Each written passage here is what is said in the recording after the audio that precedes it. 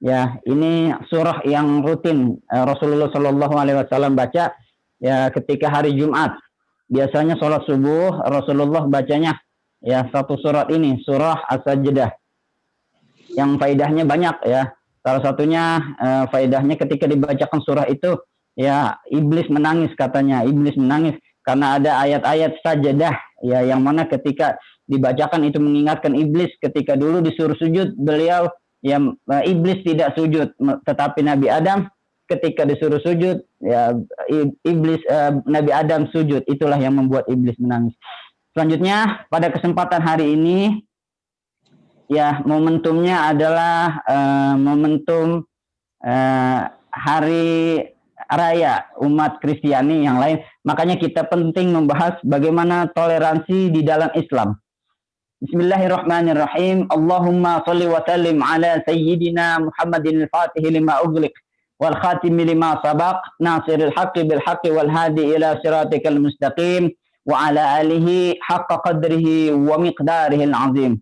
Subhanaka la ilma lana illa ma 'allamtana innaka antal alimul hakim. Rabbi shrah li sadri wa yassir li amri wahlul 'uqdatam min lisani yafqahu qawli bi rahmatika ya arhamar rahimin. Bapak Ibu sekalian, penghuni Wisma Atlet, alhamdulillah kita masih bisa bertemu ya pada kali ini membahas tentang kajian tentang toleransi di dalam Islam. Kemarin kita membahas bagaimana cara menghormati non-Muslim. Ya, dicontohkan bagaimana Sayyidina Ali ketika itu, ya, menghormati orang tua Yahudi. Ya. Bagaimana juga Rasulullah menghormati jenazah Yahudi. Ya, itu sama seperti kita menghormati orang lain pada umumnya. Bagaimana umat Yahudi itu juga manusia, sama seperti kita Muslim, ya, juga manusia. Selanjutnya, lebih khusus, lebih detail pada hari ini kita membahas tentang prinsip toleransi. Ya, di dalam Islam, kalau kita berbicara namanya prinsip toleransi itu ada di dalam Al-Quran, disebutkan di dalam Quran surah Al-Kafirun, yaitu satu surah itu. Bismillahirrahmanirrahim. Qul ya ayyuhal kafirun la a'budu ma ta'budun wa la antum 'abiduna ma a'bud wa la ana 'abidum ma 'abadtum wa la antum 'abiduna ma a'bud lakum dinukum waliyadin. Kita membahas tentang tafsir. Sedikit kita mengulik tentang tafsir Al-Quran surah Al-Kafirun. Soalnya banyak orang-orang ya di zaman sekarang itu kurang paham bagaimana toleransi. Ya, yang dianggapnya itu toleransi padahal itu bukan. Al-Quran sudah menjelaskan, tetapi tidak secara rinci. Penjelasannya ada di tafsir-tafsirnya. Maka Al-Quran tidak bisa dipahami begitu saja tekstual. Tidak bisa dipahami hanya dengan kita membaca terjemahan. Orang Arab sekalipun tidak akan paham ya tentang surah Al-Kafirun ini tanpa beliau, tanpa orang itu memahami kontekstual, tanpa memahami asbabun nuzulnya, tanpa memahami tafsirnya. Mari kita lihat bagaimana asbabun nuzul. Kenapa surah Al-Kafirun ini turun? Bagaimana latar belakang sejarahnya? Di dalam tafsir At-Tabari dijelaskan bahwasanya ketika itu kaum musyrikin Madinah. Ya, jadi ini Al-Quran surah Al-Kafirun ini turun di Madinah. Ketika itu orang-orang Madinah meminta kepada Rasulullah, ya Muhammad, ya bagaimana kalau seandainya kita ganti-gantian nyembah Tuhan? Ya, tahun ini kami ikut Tuhan kamu. Ya, tahun ini kami biarin dah kami ikut Tuhan kamu, kami nyembah Tuhan kamu. Tetapi setahun ke depan, setahun selanjutnya kamu gantian. Kamu nyembah Tuhan saya. Ya, jadikan kita adil, biar enak, sama-sama enak. Kita tinggal hidup bersama di sini. Kata kaum musyrikin, kita ganti-gantian. Ya, sekarang saya nyembah Tuhan kamu, besok kamu nyembah Tuhan saya. Kira-kira begitu tawaran orang-orang musyrikin ketika itu. Maka Allah Subhanahu wa taala turunkan ayat surah Al-Kafirun ini sebagai jawaban. Makanya diawali dengan kata-kata qul. Maka itu sebagai jawaban. Jawaban dari Allah bahwasanya ini bukan mengada-ngada. Qul ya Muhammad, Katakanlah wahai Muhammad, kata Allah Subhanahu wa taala. Apa yang harus dikatakan? Ya ayyuhal kafirun, wahai orang-orang kafir, wahai orang-orang non-muslim, wahai orang-orang musyrikin. Kafirun ini yang dimaksud kafirun adalah non-muslim, baik berupa dia Yahudi, Nasrani ataupun musyrikin. Di dalam Al-Qur'an, musyrikin itu sebutan untuk orang-orang yang mereka juga menyembah Allah tapi juga menyembah berhala. Sedangkan orang-orang Kristen, Nasrani, ya, dan Yahudi disebut di dalam Al-Quran sebagai ahlul kitab. Ya, ada juga sebutan al-kafirun. Kalau al-kafirun ini mencakup semuanya. Kata Allah Subhanahu wa taala, ya, jawab begini aja wahai Muhammad kalau ditanya begitu. Qul ya ayyuhal kafirun, katakanlah wahai Muhammad, ya ayyuhal kafirun, wahai orang-orang kafir, la a'budu ma ta'budun. Aku tidak menyembah sesembahan kalian. La a'budu ma ta'budun. Aku tidak menyembah sesembahan kalian. Wala antum a'biduna ma a'bud. Dan kalian juga tidak menyembah ya Tuhan yang aku sembah. Ini yang wala antum a'biduna ma'bud yang pertama, maknanya adalah hal, yaitu ketika waktu dulu. Saat itu, konteksnya saat itu. Sekarang kamu nggak menyembah Tuhan yang aku sembah. Ma'abudu, selanjutnya wala ana abidum ma'abattum, dan aku juga tidak menyembah sesembahan yang kamu sembah. Wala antum abiduna ma'abud, dan kalian juga tidak menyembah Tuhan yang aku sembah. Ini ada dua kali, diulang dua kali di dalam Al-Quran. Wala antum abiduna ma'abud. Setelah itu ada juga wala antum abiduna ma'abud. Kenapa di Al-Quran disebutkan dua kali wala antum? Ini bukannya dua maknanya sama, tetapi dua arti yang berbeda. Wala antum yang pertama maknanya adalah hal, maknanya adalah sekarang. Waktu itu maksudnya, waktu itu. Sekarang kamu tidak menyembah Tuhan saya. Ya, sekarang kamu tidak menyembah Tuhan saya. Wala antum yang kedua adalah fil istiqbal, makna kedepannya. Dan sampai kapanpun juga kamu tidak akan mau menyembah Tuhan yang saya sembah. Maksudnya adalah sampai kapanpun tawaran itu tidak akan berlaku. Sampai kapanpun, ya, yang namanya agama itu ke depannya, mulai dari saat ini, kata Rasulullah pada waktu itu, sampai pun ke depannya, saya tidak akan mau melakukan ya sesembahan-sesembahan, ya ritual-ritual keagamaan yang kalian lakukan. Ini poinnya, Bapak Ibu, bahwasanya kalau kita bertoleransi, kita tidak melakukan ritual keagamaan orang lain, kita tidak melakukan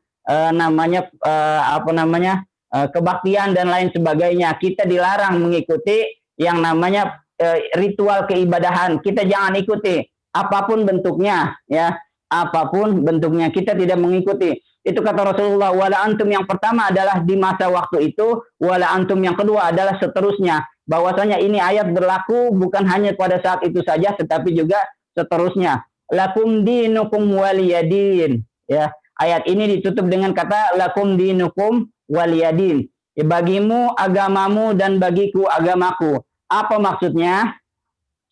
Al-Imam At-Tabari menjelaskan lakum dinukum waliyadin fala tatrakuhu abadan. Kata Imam At-Tabari, janganlah kalian yang meninggalkan agama kalian selama-lamanya. Li'annahu qad khatama alaikum, karena soalnya agama itulah ya yang telah ditetapkan oleh kalian. Wa qadiya an la tunfiku anhu, dan jangan kalian membenci agama kalian, ya. Wa annakum tamutuna alaihi, dan kalian bawalah agama kalian itu sampai mati, pegang teguhlah agama kalian sampai mati. Waliyadin alladzi ana alaihi, dan saya pun begitu, saya pun akan berpegang teguh kepada ajaran agama saya. La atrakuhu abadan, aku tidak akan meninggalkannya sampai selama-lamanya. Li'annahu qad madha fi sabiqin billahi anni la antakila anhu ila ghairihi, kata Imam At-Tabari, ya, peganglah agamamu. Intinya Imam At-Tabari menjelaskan bahwasanya makna lakum dinukum waliyadin adalah peganglah kalian agama kalian, berpegang teguhlah pada ajaran agama kalian, jangan kalian ikut campur agama saya, saya pun begitu, saya pun akan berpegang teguh dengan agama saya, melakukan ya ibadah saya dengan benar, dan ya kalian jangan mengikut campur ya ritual ibadah kami. Di dalam kata lain, ya lakum dinukum waliyadin, maknanya adalah ya mereka ibadah jangan kita ganggu, kita ibadah tidak boleh mereka ganggu. Itulah makna toleransi di dalam Islam. Maka dengan ini kita bisa pahami bahwasanya ya kita wajib ya menjamin orang lain, orang agama lain, non muslim untuk beribadah dengan tenang, untuk beribadah sesuai keyakinannya masing-masing tanpa harus diganggu. Begitupun kita juga orang muslim ya, kita berhak menjalankan ibadah kita dengan tenang ya, tanpa harus ada ancaman, ada gangguan dan lain sebagainya. Demikian juga yang dikatakan Al-Imam Al-Qurtubi di dalam tafsirnya, fihi makna tahdid wa huwa qaulu ta'ala la na'maluna wa lakum a'malukum. Ini makna lakum dinukum waliyadin. Kata Al-Imam Al-Qurtubi di dalam tafsirnya senada dengan firman Allah, lana a'maluna wa lakum a'malukum. Bagi kami ya adalah amalan-amalan kami, wa lakum a'malukum, dan bagi kalian pun ya amalan-amalan ibadah kalian. Ay anna wa ma'na lakum dinukum waliyadin, lakum jazaukum wali jazai. Ini kata Al-Imam Al-Qurtubi. Lakum dinukum waliyadin, maknanya adalah bagi kalian adalah balasan bagi apa yang kalian kerjakan. Bagi aku juga nanti akan mendapatkan bagian tentang apa yang pernah aku kerjakan ya. Ini adalah maknanya adalah masing-masing. Ya kita beribadah masing-masing. Saya tidak ikut campur dengan ibadah kalian. Kalian pun jangan ikut campur melakukan ritual-ritual dengan ibadah kami. Kira-kira begitu makna lakum dinukum waliyadin. Porsinya adalah prinsip ini kita pegang teguh ya, supaya jangan sampai kita toleransi kebablasan. Jangan sampai kita melakukan hal-hal yang sebetulnya itu ritual umat-umat Kristen ya, padahal Rasulullah tidak mengajarkan begitu. Ketika diminta beribadah ya, Rasulullah menjawab dengan lantang bahwasanya lakum dinukum waliyadin ya, bagi kamu adalah agama kamu, pegang teguh agama kamu ya, jangan kamu benci agama kamu ya, lakukanlah ibadah sesuai dengan agama kamu. Kita tidak akan ganggu, orang muslim tidak akan ganggu, kita jamin kamu beribadah dengan baik ya, dengan tenang. Begitupun kami umat Islam, ketika kami beribadah jangan kamu ganggu ya, biarkan kami beribadah dengan tenang, jangan kamu paksa kami mengikuti ajaran ritual ibadah kamu. Kira-kira begitu makna lakum dinukum waliyadin. Selanjutnya terkait dengan membantu orang memfasilitasi ya, apakah boleh memfasilitasi? Kalau hanya memfasilitasi, kita boleh memfasilitasi umat lain untuk beribadah dengan tenang sesuai keyakinannya masing-masing, itu boleh. Pernah dilakukan oleh Sayyidina Umar bin Khattab ketika beliau berkuasa ya, pada masa kepemimpinannya itu Islam sudah berkembang, bukan hanya di Jazirah Arab tetapi juga sudah sampai ke Syam, ke Baitul Maqdis. Ketika itu Baitul Maqdis sudah ditaklukkan oleh orang-orang muslim, tetapi Yerusalem itu masih dikuasai oleh orang-orang Nasrani. Ada gereja namanya gereja Makam Kudus. Ya, di sana gereja yang suci katanya, tempat di mana katanya diyakini itu adalah Bukit Golgota, bukit di mana Yesus katanya disalib, dibunuh. Itu namanya dikatakan gerejanya gereja suci. Ketika itu ya umat-umat Nasrani ya tidak ingin menyerahkan kepemimpinan kepada umat Islam kecuali Sayyidina Umar langsung yang datang. Maka ketika itu Sayyidina Umar pun datang. Beliau datang tanpa pengawalan yang berarti, dengan pakaian yang bersahaja. Beliau datang menemui uskup. Uskup itu imam tertinggi. Namanya itu Patriark Sophronius. Itu adalah imam besar di gereja Makam Kudus itu. Kemudian ketika bertemu ya, berbicara banyak, diplomasi, ketika itu masuklah waktu zuhur. Kemudian sang paus, sang uskup ini yang menawarkan Sayyidina Umar untuk sholat. Sayyidina Umar ketika itu di dalam wilayah itu tidak menemukan tidak menemukan tempat untuk sholat, kemudian ditawarkan oleh uskup, bagaimana untuk sholat di dalam gereja saja. Ya, ditawarkan itu Sayyidina Umar. Tapi apa jawaban Sayyidina Umar? Sayyidina Umar menolak. Kata Sayyidina Umar, kalau saya sholat di gereja ini, saya khawatir nanti ya umat Islam akan menguasai ya gereja ini. Nanti umat Islam akan menjadikan gereja ini masjid, akan diperangi oleh umat Islam dan dijadikan gereja ini masjid. Itu ketakutan Sayyidina Umar. Artinya apa, Bapak Ibu sekalian? Sayyidina Umar tetap menjaga fasilitas ibadah, tetap menjaga ya orang-orang Nasrani, orang-orang Kristiani menjalankan ibadah dengan tenang. Tidak diganggu gugat itu gerejanya. Bahkan Sayyidina Umar ketika itu menolak dan sholat di luar gereja. Jadi Sayyidina Umar nggak sholat di dalam gereja, Sayyidina Umar sholat di luar gereja. Khawatir ya kalau dia sholat di dalam gereja, nanti orang-orang muslim mengklaim itu akan dijadikan masjid. Orang-orang muslim khawatir akan menafsirkan ya itu adalah penaklukan. Ya padahal itu ditawarkan. Makanya Sayyidina Umar keluar untuk melaksanakan sholat zuhur. Jadi sholat zuhurnya enggak di gereja. Tujuannya itu karena khawatir ya. Sayyidina Umar menjaga. Artinya apa? Di sini kalau kita menjaga fasilitas ibadah itu merupakan suatu keharusan ya, demi merawat kebersamaan. Ya jangan sampai orang-orang ya saudara kita yang non muslim itu terganggu sama tindakan-tindakan kita ya. Begitulah yang dicontohkan Sayyidina Umar. Kemudian setelah sholat ya, setelah melaksanakan sholat, Sayyidina Umar pergi ke tempat di sekitar situ namanya reruntuhan kuil Nabi Sulaiman. Reruntuhan kuil Nabi Sulaiman ketika itu udah tidak terawat ya, ketika itu kondisinya sudah banyak sampahnya. Ini perlakuan orang-orang Kristiani, padahal tempat itu adalah tempat sucinya orang-orang Yahudi, dijadikan kiblat oleh orang-orang Yahudi. Kemudian sama orang-orang Nasrani, sama orang-orang Kristen itu dijadikan tempat sampah.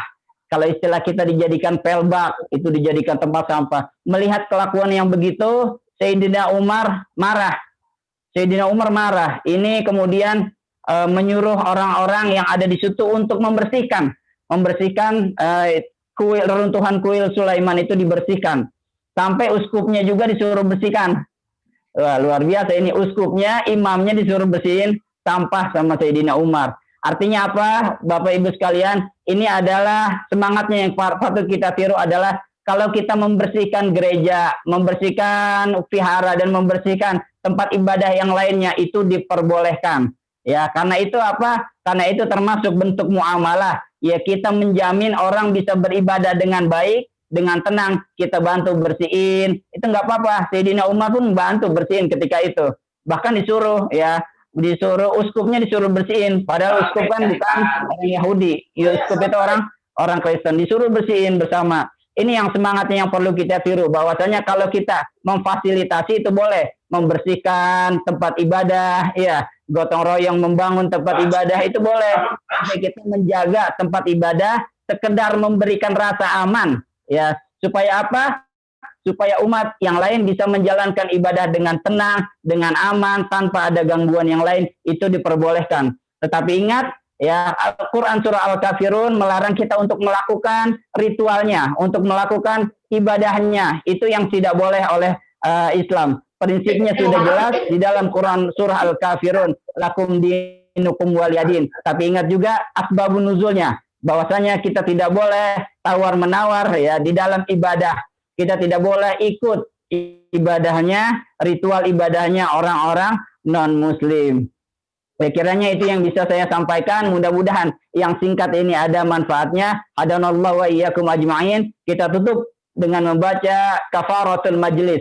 Subhanakallahumma wa bihamdika asyhadu an la ilaha illa anta astaghfiruka wa atubu ilaik. Wassalamualaikum warahmatullahi wabarakatuh.